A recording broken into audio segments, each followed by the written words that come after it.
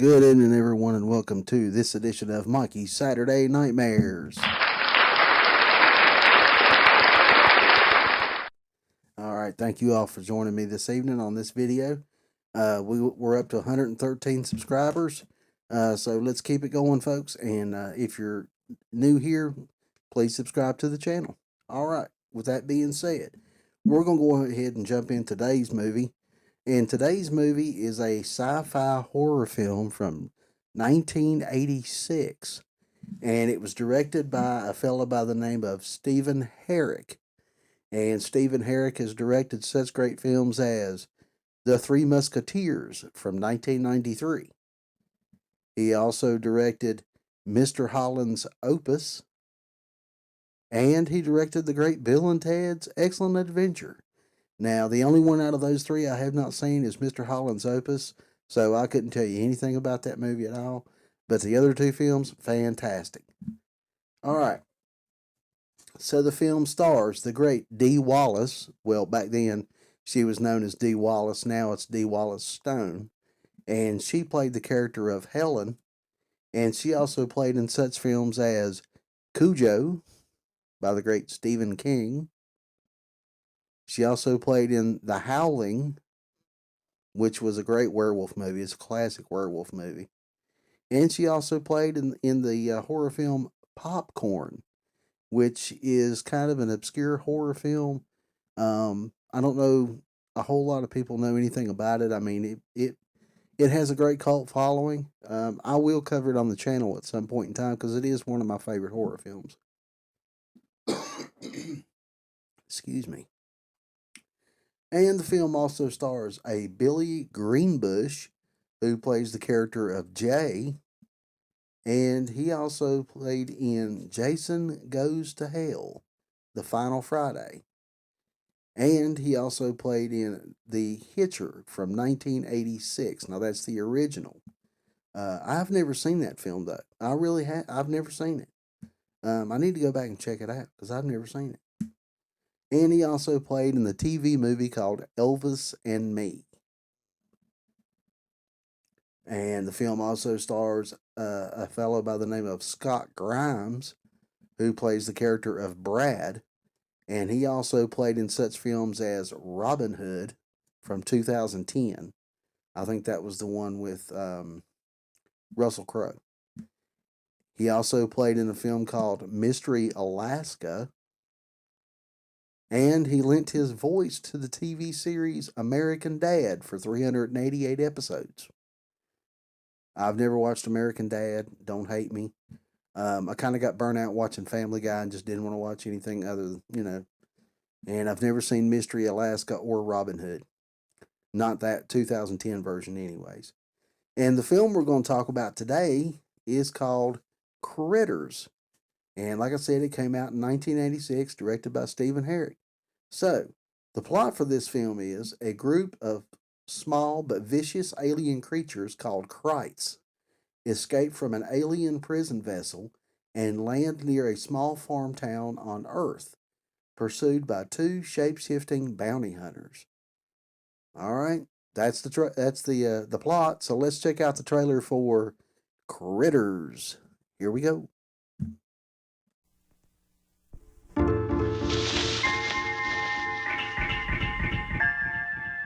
Of all the planets in the galaxy, they chose ours.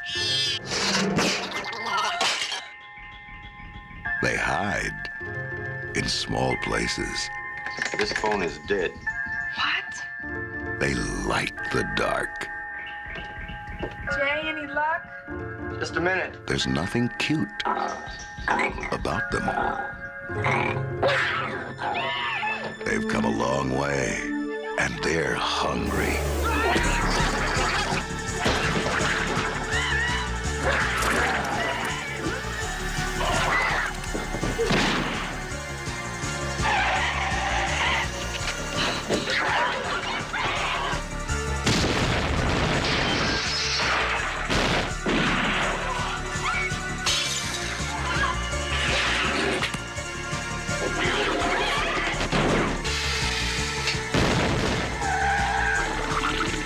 Get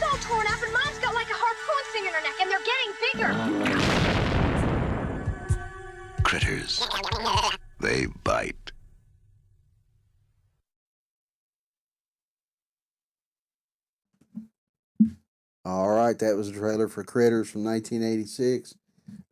Critters tries to be nothing more than good entertainment and simple fun, and succeeds admirably at both. Decent acting, believable characters, and an engaging story prove once again you don't have to spend tons of money to make a great picture. Uh, the always terrific M. Emmett Walsh as Sheriff Harv is a great addition to the cast, along with a small part by the great Billy Zane. Um, Don Keith Opper as Charlie also lends his acting ability to the cast. The special effects are great, and the critters look really cool. This is a very fun and entertaining horror comedy, too good to miss. This film was made on a $2 million budget, um, which 1986, you figure it would be at least 10 to 12 million, but it was $2 million. But it grossed worldwide 13,167,232. So, like I said, you don't have to spend a lot of money to make a great picture if you have a good plot, you have a good script, and you have good actors and believable characters. It just all comes together, you know, one way or another. Um, so, this film was great. This film was great. I could watch it over and over again and never get tired of it. The critter characters are funny. Um, Charlie is great. Even Sheriff Harv is funny in this movie. Corey Burton, who voices the critters, also came up with their language. He describes it as a combo of French and Japanese. So, I mean, you have to have a mind to be able to do something like that. That's crazy. That is crazy. Okay, so although promoted as New Line's answer to Gremlins from 1984, the screenplay had been written and brought and bought before Gremlins was even announced. Um, everybody thought, well, this is New Line's answer to Gremlins because Gremlins did so good, so now they had to make something to try to make money off of. But according to IMDb, the screenplay and the screenplay had been written and bought before Gremlins even come out. So Herrick had based the screenplay on a nightmare he experienced as a child. I don't think he's the only one that's ever. I think John Carpenter claims to have done that for some of his movies. Even Stephen King takes inspiration from his dreams when writing his novels. So that's nothing uncommon. That's nothing uncommon at all, really.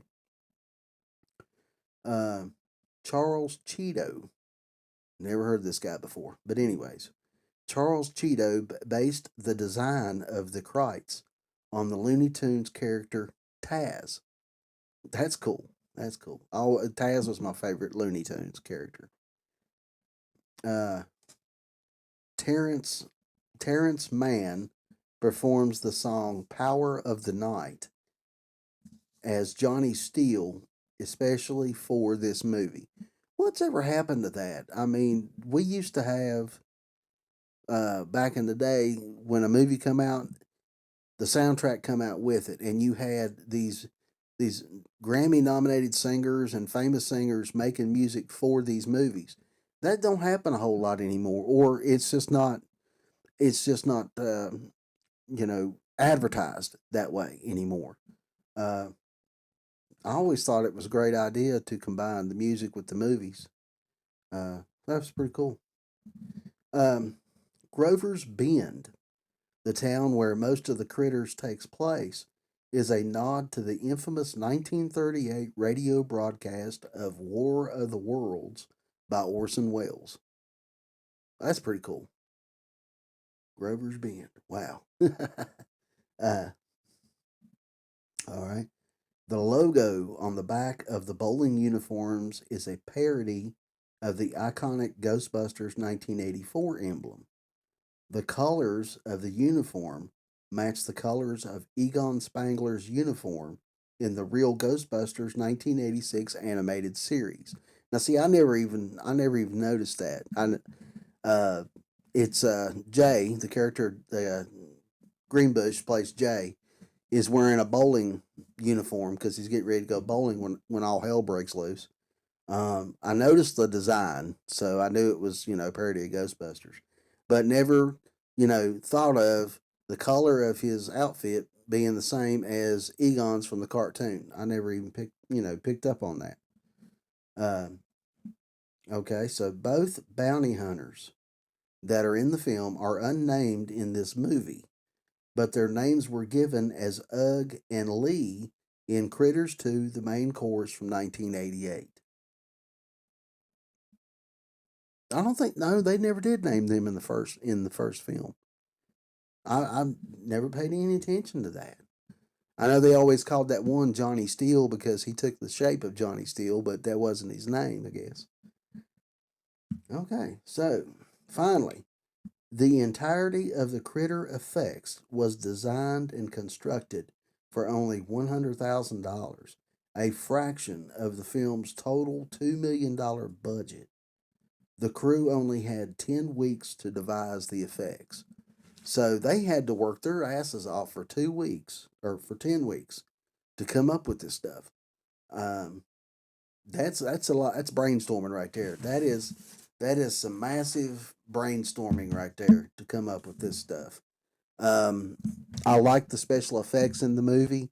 There wasn't a lot of gore in it. Of course, it's a horror comedy. There wouldn't be a whole lot of gore in it, but there wasn't a whole lot of gore in it. Like I said, the critters were cool, especially when the one gets shot at with the shotgun and it blows his top of his head off, and he cusses in the critter in crate language. That's funny. That is funny right there. And they could have very well taken this into a different direction instead of making it a horror comedy. I mean, those krites, those critters were badass in this movie. I mean, they were mean, they were ruthless, and they were funny. They were funny, but they didn't have to be. I mean, can you imagine seeing all those little things running around, and then come together to make one big giant critter? I mean, that's a nightmare waiting to happen. I guess that's why it came from Stephen Herrick's nightmares. I guess that's why he dreamed about it because he was scared of it. But that's pretty cool. That is pretty cool. This is like I said, this is a great film. It's a classic sci-fi '80s comedy horror. Um, I can't say enough about this film. I think Brad and Charlie was the only two that came in to go on to play in the rest of the movies. I think Charlie played in the first. Not Charlie. Brad played in the first and the second, and I think he came back later on. I'm not for sure. It's been so long since I've seen these things. They came out with a newer movie for Shudder that premiered on Shudder. It came straight out to Shudder, and it was not. No, I think it was called Critters Attacks. To me, it was the one that was just. It was made more as like a cash grab than it was anything else, and they really didn't grab any cash off of it because I mean, it was a horrible film. I thought it was a horrible film. Um, my apologies if you enjoyed it, but I mean, I thought it was just a horrible film. Um, and it was a cash grab, in my opinion. But so that's going to be the end of the video today. Kind of a short one. I kind of rushed through it. I probably shouldn't have, but I did anyway, and I apologize for that. But it's getting kind of late, and still got to edit and stuff, and then I got to get to bed. But this was a great film. If you haven't seen this film before, definitely check it out. It's worth a rewatch if you've already seen it. If anybody has seen um, The Hitcher and would like and thinks it's a great film, let me know. I'll check it out. I'll definitely watch it. Like I said, I've heard of it, and I know they did a remake, but I didn't even watch the remake, so I haven't seen either one of them. So give me a shout out about that movie in the comment section down below. And I will see you guys. I want to try to get a classic movie buffet theater on a schedule, just like the Saturday Nightmares. I'm going to shoot for uh, Thursdays. So be on the lookout this Thursday for a classic movie buffet theater. If something happens that I can't get it put out until Friday, I will definitely let y'all know. But like I said, if you haven't subscribed to the channel, go ahead and subscribe. Hit that notification bell. That way you get notified if the video comes out on Thursday or Friday. And I will see you guys next weekend on Saturday for Mikey's Saturday Nightmares. Bye-bye.